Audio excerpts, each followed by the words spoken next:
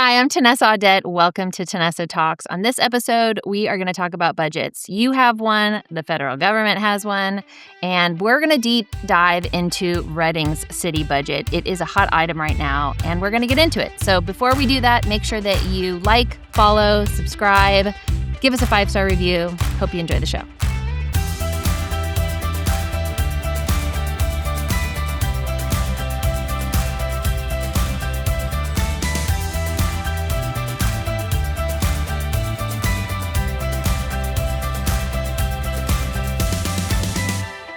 Well, thanks for joining us today. I have a big topic to discuss in a very short amount of time, and that is the Reading city budget. But I will tell you, if you are in any other state or any other city, I know this is going to relate because you probably have questions. You're confused about people's salaries. How can you afford it? You probably have potholes in your city and things that you wish your city was doing.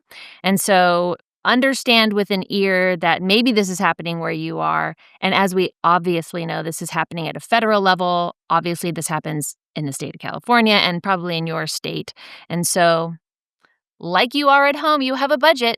You have a savings account, you have a checking account, and you have to make sure that everything actually works. And we're not the federal government, so we can't print money, but apparently we can project it. And so my guest today is the former finance director at the city of Reading, Dennice Maxwell. Thank you so much for coming. Glad to be here. I rope a lot of people into being experts, which they are because they have experience. And in a previous show or whatever this airs, I did talk about the fact that, a lot of times in politics, we don't like people that have experience, and we kind of swipe this whole thing on experts, but people with experience actually know a lot. And so we can't just throw the baby out with the bathwater and say we never want to hear from an expert, or we never want to have a politician who's been in office before, because there's just a lot to be said about experience. And we would never hire somebody for a job that has no experience. So thank you. Let's talk a little bit about that experience. So how long were you with the city of Reading? I started at the city of Reading as a part-time accountant in the finance department in June of 91. Okay. And I retired in December of 2018. So, yes, that's a great amount of time. I wish you had stayed longer. I worked myself through all of the different positions within that department, but I stayed true to that department. And you're a certified CPA? I am. Yeah, and you're still certified public accountant. And you're still doing that? Yes. Yeah, you still practice that. I do. Awesome. Okay, so let's talk about what has sort of fallen apart in the city. I would say probably, in my opinion, top of that list is transparency. Would you concur with that? I would agree. We had, when I was the finance director, I actually was the person who brought the, I call it a financial portal, but it was a web-based. It was on our website, and anyone could go to that and create reports, look at history. It went back many years. It was very true to the budget document itself. It gave them actuals. It was we downloaded data every month. Oh, wow. And so any transaction that happened, any revenues that came in, any expenditures that went out, everything was in that monthly. What was that called? It was, I called it the financial portal, but OpenGov. Oh, OpenGov, okay. Who we purchased the product from. So we had OpenGov, and so all of these reports that I have been asking for would have been just readily available to the public at any time for them to go check themselves. Right. Not the actual report, physical, but you could develop or create because or you had the ask numbers. A question. You could say, I would like police personnel costs, for instance, and you would get the personnel cost, and their operating materials and supplies. You would get, could build graphs from it. It was transparent. Powerful tool. Yes. And that went away. Yes. That's gone now. I was shocked that it went away. When I first heard from you, I thought, okay, well, I will help her. I will show her how, maybe she doesn't understand how these things work. And I, she's she's saying things that sound a little weird for the city, that's not how we had done Yeah. things in the past.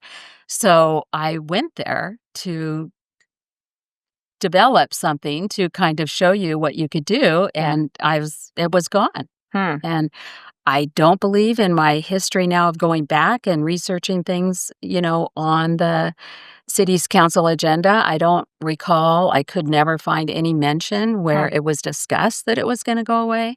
So, I don't know how it went away or who decided that. Yeah, I can't recollect that either. I mean, I've been on for 2.5 years, but I can't recollect that. So so OpenGov is nationwide.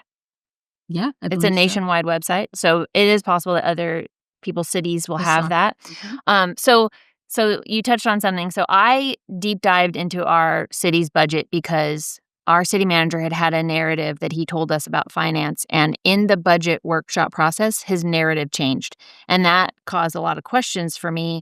And so I started asking and looking for the information, much like what you're talking about would have been on OpenGov, but it was not available. It wasn't in our reports. And so when I went back to look at previous years, that information had been there. And then now all of a sudden it's not there and I can't find it anywhere. Correct. And so I just basically started digging in. And once I got a lot more information, then it was like, well, is this true? Mhm. So, somebody had recommended you should talk to the former finance director. She would be able to look at this and tell you if you're right or if you're crazy. Which, it's fair. That's a fair question. I am a city council member. I have a business background and a politics background. So the fact is that, just on first glance, same for you, right? You're like, well, Well, she yeah. must be crazy. When I heard from yes, when I heard from you and we first spoke over the phone, took me a week or more to decide, do I really, think that I Yeah. can educate her, Yes. Yes. and help her to understand how this all works? Yeah. And I felt like I could, and I was up for, that teaching moment, Yes. and much to my surprise Yeah. and dismay, I will say, I think that first time we met was several hours, and I was very surprised at how many things you knew and had in front of you and the documents and things that you were drafting from, and, it was it was impressive, and I went, "Well, she does know what she's talking about," but the dismay was from past practice, Yeah. not the way it had been done in the past. Yeah. I know that things evolve and things change, and you need to change, and I'm not, opposed to change, not at all, but, there's steps to take, and, transparency is a huge step to get rid of when we fought so hard to get Mm. it in the first place. Yeah, So which I think is the danger we're all sort of feeling about the federal government. It's like, okay, so this administration's coming in and they're doing a lot of cleaning house, but is it going to last? Like, can it come right back? We're all looking for permanent solutions to not have this stuff happen in the future. And I think for me, I'm also trying to look at how do I educate my fellow council members who are not going with me on this mhm, journey. They're not trying to find this out. They're just believing the narrative.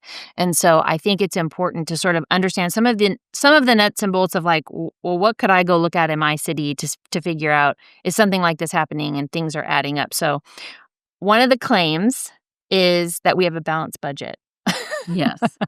So obviously transparency is shifted. Is there on that transparency issue, they got rid of OpenGov, Mhm. which would have allowed you to see month after month sort of what the expenditures were, what the revenues were. You'd be able to sort of Year after year, year I after mean, you year could find build any patterns time. and Yes. yeah. Mhm. And then do you want to go into budget or do you want to talk any more about the transparency pieces of things that you could look for? Um, I don't think so, but on the budget, I will talk about how a budget eh, for the city of Reading, and I would believe most budgets work like this. You start with anything. It's just like building your own personal budget. Yeah. You start with a pile of your bills and you start to say, well, I have this, I have this, I have this, and you start putting them in a row and adding them up. Building the city's budget, you start with department overviews. And those department overviews are usually prepared by the department, and you build the budget from there. And so those overviews you find in the back of the budget. And as you build the budget, those numbers keep coming forward into the budget, and they eventually end up in what the city calls a 10-year plan. So what I discovered in starting in the reports and the detail from behind the budget and trying to bring it forward, there's errors in bringing those numbers forward. Huh. There's errors in expenditure. There's errors in even when you take revenue detailed sheets and bring them in, there's errors. And so when you actually create your own 10-year plan and apply the correct numbers from the pages that you started with, you have like a, 7.8? I don't recall, Yeah. but I know the first year is 7.8. I know the second year is much less than that. Yeah.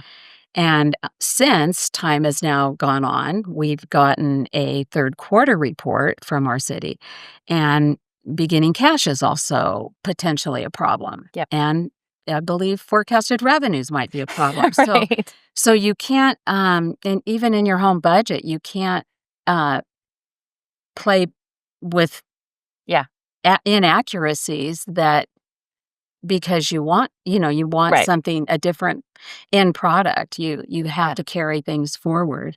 Yeah, I mean, a 10-year plan, just for if you could visualize it in your head, is literally like your savings account, your income, and your bills. So it's cash, beginning cash balance, which is kind of like your savings account because that's the money you have in the bank. Right. And then it's like if you're going to create your budget, you're like, here's the money we're going to bring in every month. Here's our bills every month, and you're basically putting that out for the whole year. Mhm. And so it's literally that simple. Right. And then the bottom of the sheet just tells you this is where you're going to end cash if you begin at this cash amount in your savings. And if this is your bills and your revenue, this is where you're going to end up. Yeah, and when things happen, Yeah. one-time types of expenditures happen, and they happen to all of us.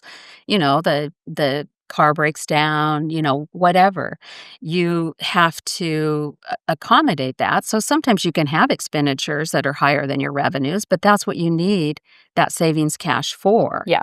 And you can't forecast higher revenues to cover that. You need the Right. reserve. Right. And so that is what has changed. Yes. So just in our local budget, our 10-year plan, what you see that has occurred is taking one-time revenue increases, for instance. So, you get an inheritance, that's Yeah. one time. How am I going to spend it?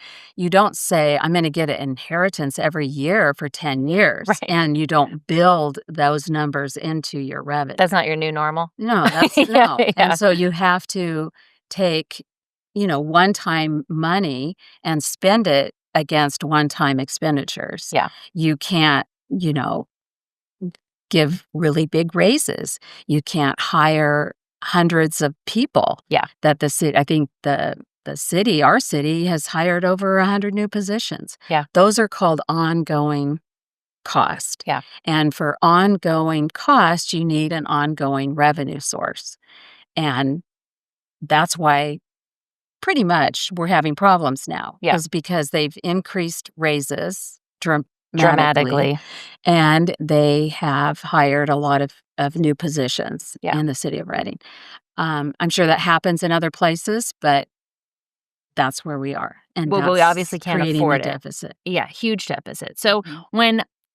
there was a lot of aspects to I did a 160-page report, 160 pages, to try to show all the stuff that I think happened between 2022 and now, and sort of what the problems are and what got us off course. And that was a deep dive. 5 months of that, and then in 13 days, I tried to write a paper, which I haven't written a paper in like 25 years. So that was a labor of love. But and I haven't slept very much. But the point is that I think for the people, it's like, well, our personnel costs have gone up 35%. Okay, our deficit, like we should have a 10% reserve. We have like a 7% reserve, and it's only going to keep going down because we're basically over budget $5 million every year. Right. And so, And now they're proposing a sales tax increase. So like, hey, we gave a bunch of raises we couldn't afford. We told you that you were going to make a bunch of money you never made and you couldn't make, and we got that wrong, and we kept those wrong assumptions for 3 years. But now that everybody has these raises and we've hired 156 new people, keep them, but just pay us more in sales tax. Right. And just cover everybody with the sales tax. And so I think the fact that, I mean, I assess a lot of things. We can't get into all of them on this, but from your perspective as the finance director, when you looked at all of the stuff that I had shown you, what did you say, like, oh my gosh, like, well, that can't be right? And you had to like really dig in to be like, could they possibly be doing this? Because this is so improper.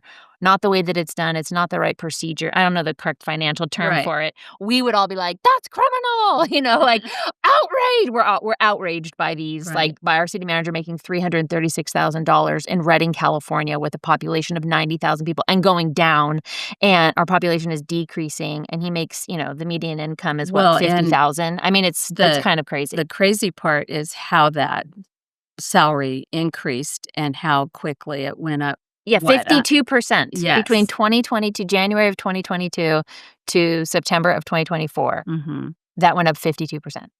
Yeah, so when I first got involved, I could see that there was a time frame Uh-huh. when things seemed to kind of go awry, and I'll call it just the perfect storm. Yeah. Okay, so, we had COVID. We had COVID money. We had a lot of people spending their COVID money. So, yes, of course, our sales tax is gonna go up. When you have spending of new money, that's new money to all those people, Uh-huh. and they went out and made a lot of one-time expenditures. Right. Okay, so they used it, and they spent it, and we Boats, got trucks. sales tax. Yeah. We got sales tax Yeah. dollars. That's one-time money.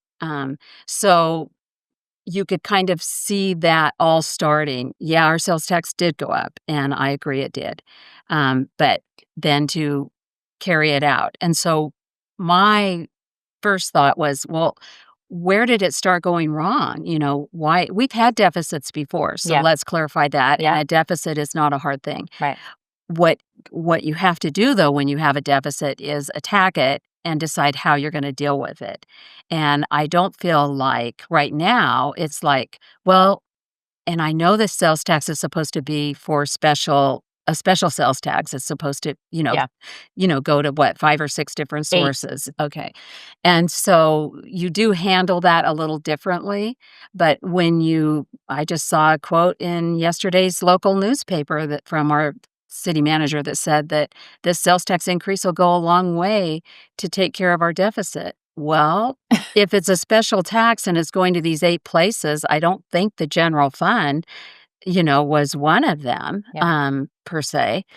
It's already dedicated somewhere. So that struck me as odd. Yeah. But I'm sort of rambling a little bit here, but Well, yeah, that makes sense. What do you think? So if you think that, which I think we all suspect, that our government is not managing our money well. Mhm. You know what I mean? And you know that because you manage the money for a city. And so OpenGov was the sort of solution to say, hey, I know you have real genuine concern. Right. You should look at this and know exactly what that number is. Now, we don't have that anymore. The council doesn't even have those numbers anymore. Right. We get, a box on one page, what used to be 20 pages of reports explaining it to you in several different ways. Right. So that is part of that perfect storm. So I know that the current management talks about, a new accounting system that they're putting in. Okay. And I was involved with the city putting in a new utility billing system back in the time called Orcon.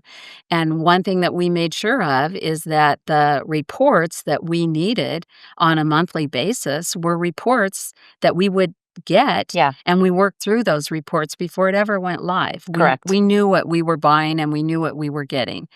I'm not gonna say it went perfectly and smoothly because it didn't, Sure. and they never do.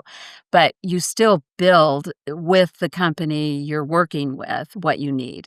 Yeah, And to say that is why you don't have them yeah, it's just ridiculous. seems crazy to me. It's ridiculous. Yes. I say when you've said before to me, like, this was a perfect storm, and I would say only if the weather makers was the city manager.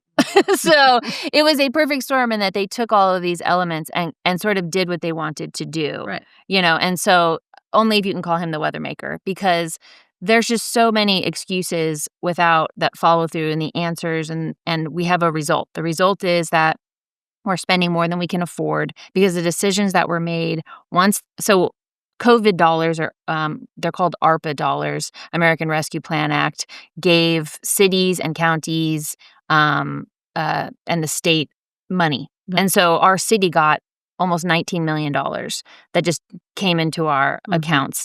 And then into the general fund, it was around $13 million. And so that went right into our reserves and sort of gave, I think, a false sense of what our financial health was because it just sat there and it sat there for a while before it got used. Right. And then there really was no accounting of how much is ARPA, how much is our own reserve. And then the other element that was totally new that hadn't happened before was how we were handling cash. So remember we said there's three things. There's a savings account and then your bills and your income that's coming in every month. And so this beginning cash balance was handled totally differently than it had been before. So do you want to talk about how what a beginning cash balance is and sort of how that changed? So cash for the city should be no different than cash in your own budget. Right. Cash is cash. Yeah. What struck me as odd is when I started reading reports that went to council, quarterly reports, mid-year reports, those sorts of things, talking about the city's financial, situation. I was struck by they kept saying that they had to wait for the audit and that they had to get all of the accruals and I'm like, wait, cash doesn't have an accrual. Cash is cash. You don't get to accrue something into cash or accrue something out of cash. It's either there or it isn't. Yeah. So that terminology struck me as odd. I still don't know even I've tried to pencil out how could that happen. In a simple way, I can tell you that, yes, if you have like accounts receivable, somebody owes you money. Okay. So you say, okay, accrual accounting would say that if you owe me money and I did that work for you in June, I am going to bring that revenue into June and create a asset called a receivable. And yes, when you pay me in July or August, then I'm going to have cash in July and August. But you don't bring that cash into June as if you got it in June. They may never pay you. Right. So when you're talking about an accrual in that way, it's odd when you associate it with cash. Yeah. So I don't understand. And I also don't understand why they have to wait until the audit is completed in December and January to come to council and say, "Oh, here's our new cash."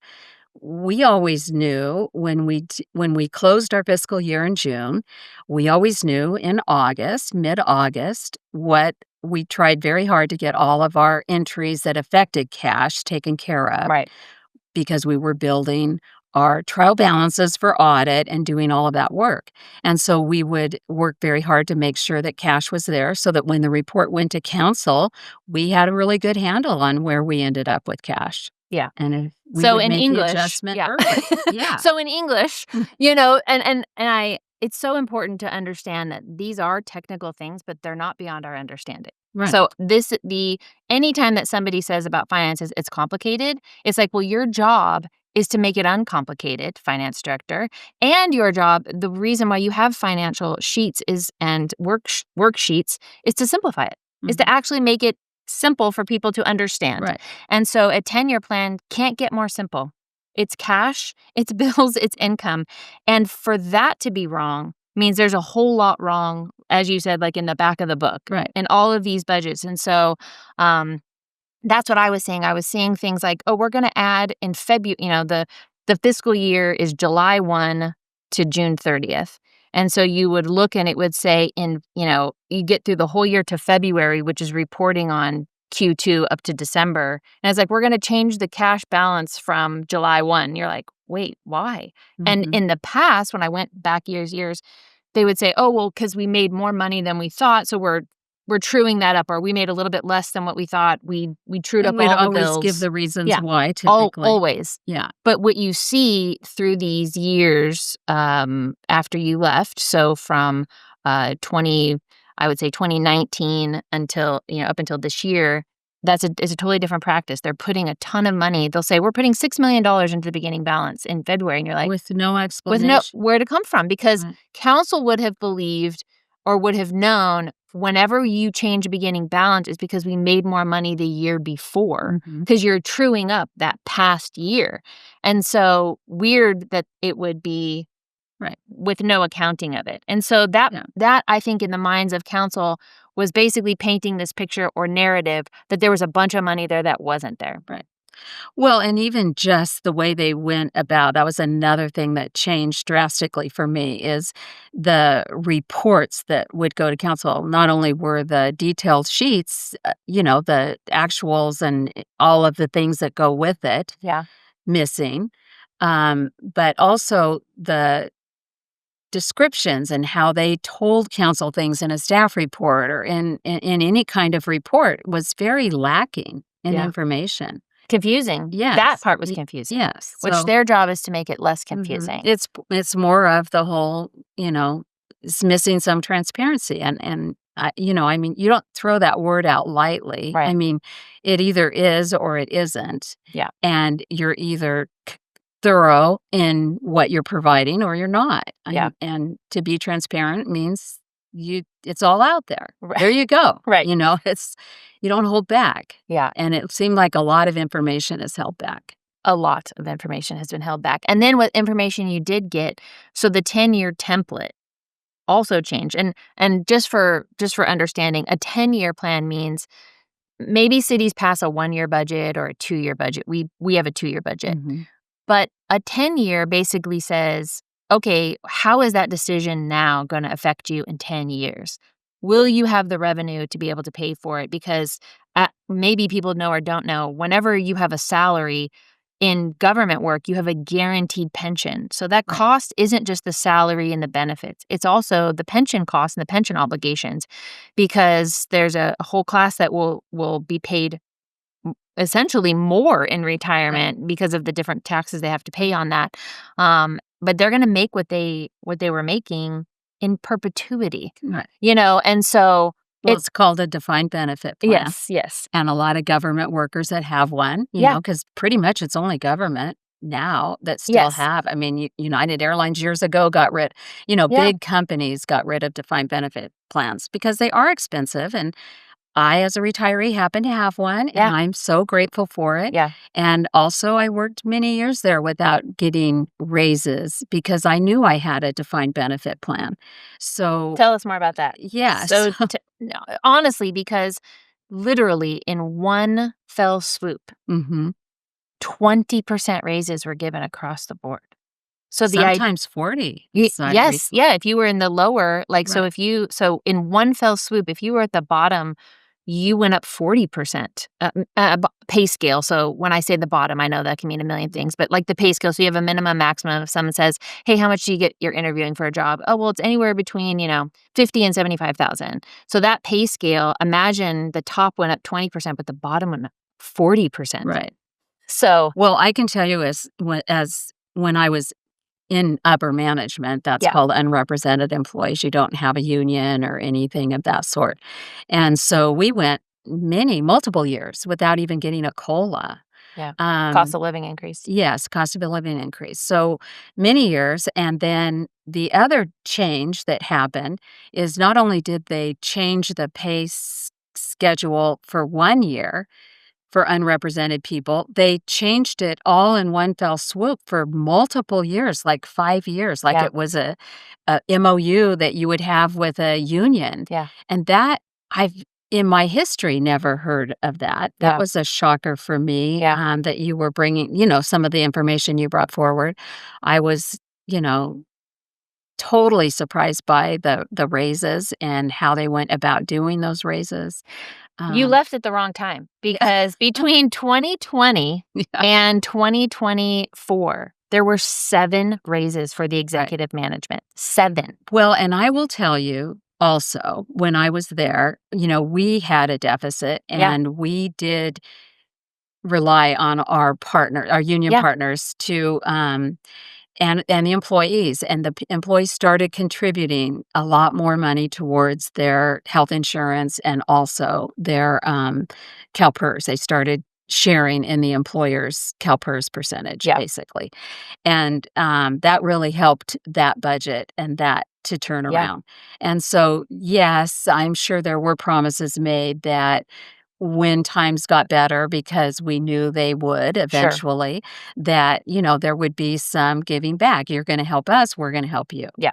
But, I would not have ever thought the help would be in the amount of raises that they're just so unsustainable going forward. Yeah. They're just too much. They are. And, they are what they are Right. at this point, but I don't know how you ever start to make that up.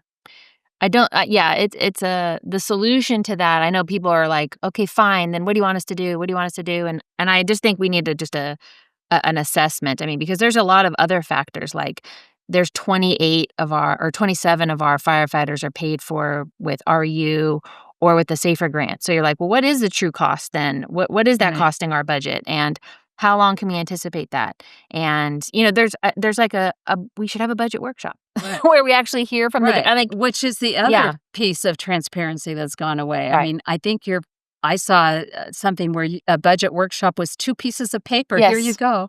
Yeah. When we would do budget workshops, we would have department heads come in and talk to city council and present their budgets, and it was a lot more than that. It was always a special meeting. It was always 2 or 3 hours. You guys are doing them in a regular city council I know. night, Yeah. so it just a lot of just things changed, Yeah. and, that's, to me, too much change. That is being less transparent and losing a lot of data. You don't even if you don't have people presenting you with paper, which we Yeah. all, don't necessarily like, um, y where do you get your questions from? Right. I mean, how do you Yeah. even know? You're listening to someone telling you what it is and believing that or trusting in that, Yes. certainly not digging in that like how you dug into that, No, and that was my biggest complaint is I'm like, once the narrative shifted, I'm like, "Wait, wait, wait, I have questions," and I didn't have any paperwork to look at and say like, "Well, I can't even ask a question because what are you showing me?" One Mhm, presentation, we had no the first 2 meetings had no paper, nothing. They gave us nothing ahead of time, and you get there and there's no paper and it's like just on the screen, and it's like, it's like a circle with a total and percentages. I'd have to literally get a calculator out and, like, while they're talking, right, calculate. Who knew that a calculator was gonna be what I needed as my main tool, right, on the dais, but it's like you literally would have to be able to, like, work a yeah, 10 pad to be able to and listen, you're obviously not inviting any scrutiny, right, and if you're not telling the council, in essence, you're just not telling the people, because 'cause I'm the people's representative. mhm, I represent the people out there, which is who they work for, and right, in essence, they're basically saying, "You don't need to know, just trust us, you don't need to know," and it's like, no, everybody needs accountability. Nobody is above scrutiny and consequences, and when you have a massive deficit like this, when you're off by mhm, 225%, because where we started the 23-24 budget and where we just ended, which is the 2-year biennial, they're off by 225% for their cash balance. Like, that's how far off they are on their budget. So that says, okay, something went wrong, and mhm, let's figure out what that is. And they're like, no, no, no, nothing went wrong. Everything is fine. We're going to make more money than we've ever made, and we're going to spend less than we've ever spent. And it's like, well, clearly that's not true. Clearly right, that's not true. And I set out to figure out like what that is. And, someone has said, like, why didn't you say these things in the meetings during it? And I'm like, well, because I didn't have the numbers. right. They gave us those actual budget numbers a week before. Well, and I do think, uh, that you did try to say it Yes. in the meeting that you were adopting a budget Oh, for, yes, and yes, that you final were meeting. basically, shut down, and that also is something I have never witnessed before, and I've attended many, many, council meetings in my career. So that tells you right there that told me, somebody is talking to the other council people. How could they just not want to listen what someone's kind of talking passionately about Yeah. that makes somewhat sense Yeah. and not even have a question? I mean, I think you said then, the numbers that are in this plan are not they're They not don't the even add numbers up. that yeah, Yeah. I think you said it. Very basic, like, just the very, very basic of, like, they're like, your expenditures for the year, 110,000,000. Well, if you just add up the 5 numbers that are on the front page, they add up to 109,000,000, and you're like, Right. "This is wrong at the jump," and there's no explanation anywhere in the Well, book. and I think that the other thing that people need to understand is the Brown Act Yes. prevents, council members or, government Yeah. officials to go to one another and have those types of conversations. So Yeah. the only time you really get to have those kind of conversations with other people that you're voting with Yeah. is in a council meeting. And so it seems so unfair to just cut someone off and not allow that conversation to happen if that's the only place you can have it. Right, and we had only had that budget book for 7 days. Yeah. It was So the first time we actually got all the numbers because it does have actuals for it was the first time I had seen actuals for 23, 24. We had Right. never been given them. Right. And so they had no questions. I mean, I'm like Mhm.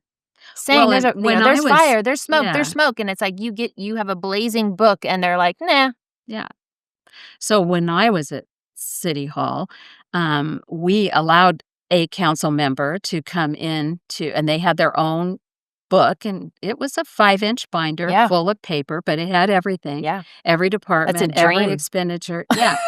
So, and they were invited to come into those budget meetings where it was the department director and whoever he or she wanted to be in with them, usually their management analyst or people that help them, and a council member could come into those meetings. And Yeah, we didn't do that. no, there's no more budget meetings. Right. It's all Well, they call it a budget meeting. right. But they're just I telling us get what they're yeah, gonna do. some of those things probably had to change during COVID. I understand that because meetings were you Sure. can't really pull that off. But it doesn't that shouldn't be the new norm Right. at this point. Yeah. It should have reverted back. I Yeah. don't even know if you guys had a budget during COVID. I don't know if a budget was I being wasn't there. passed. Yeah. I wasn't there. So I don't know, but however, I understand that time period, but I don't understand it for now. So having walked through this the last couple of months and me putting all of this on you and pulling you in, what would you say to the people of Reading, and what would you say to people, no matter what city they are in, if they suspect maybe something is off? What would you say?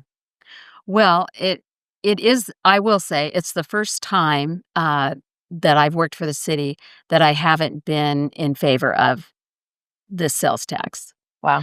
I personally don't like that it's allocated out. That seems kind of political. Okay, I'll give you a little bit of this, and then you tell your people that you're gonna get a little it just seems a little off for me. And, I get that, yes, we need, a new jail, and we need those kind of improvements to go on, and yes, we need police. I don't understand all the other pieces and parts to it.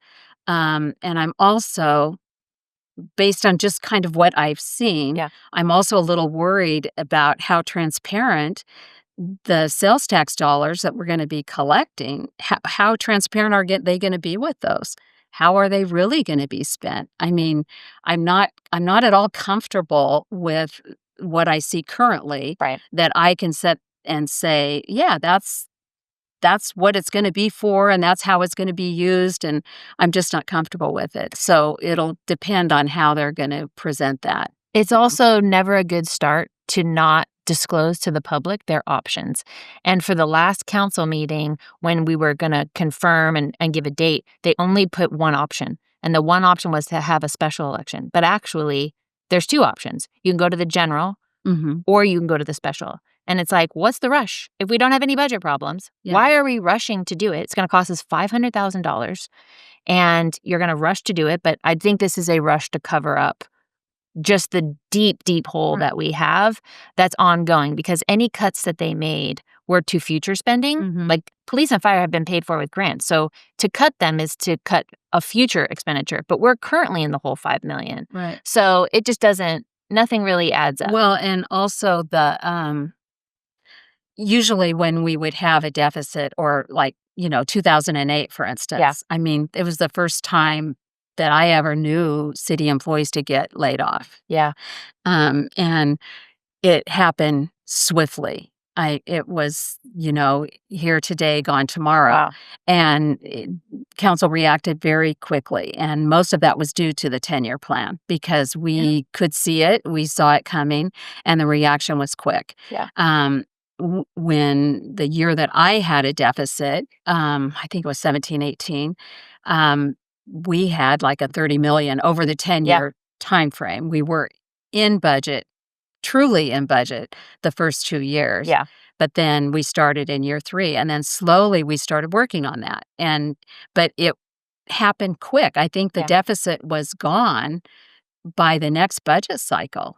Yeah, I definitely don't think they So- want to have admitted defeat. I mean, this was a created problem. Mhm. They made these assumptions of sales tax revenue that were put $65 million into the budget. They knew they were wrong the very first month. They've never had their projections have failed every quarter for 13 quarters. Right. And they did not adjust significantly. They just kept giving raises all the way through it. So now we're out of money and we have ongoing expenses we can't afford.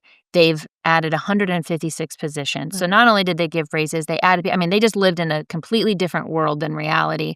And now that reality is hit, they don't want to make those adjustments. They just want the people to sort of cover them with a sales tax. And so it's a tough spot to be in. I appreciate you taking this on. You didn't have to. I know. But you live here and you love your city. And I think a lot of people that jump in when they don't have to do it because they love where they live. I love Reading. Right. I actually see so much great growth and potential for the future. I actually think we have good things happening. We've got, stuff to be hopeful about. But the fact is that you have to deal with what happens. And if people don't learn from their mistakes, they're doomed to repeat them. And so we have to confront, we have to deal with this. It's difficult. And I really appreciate you being willing to step in and do what you've done. So thank you. You're welcome.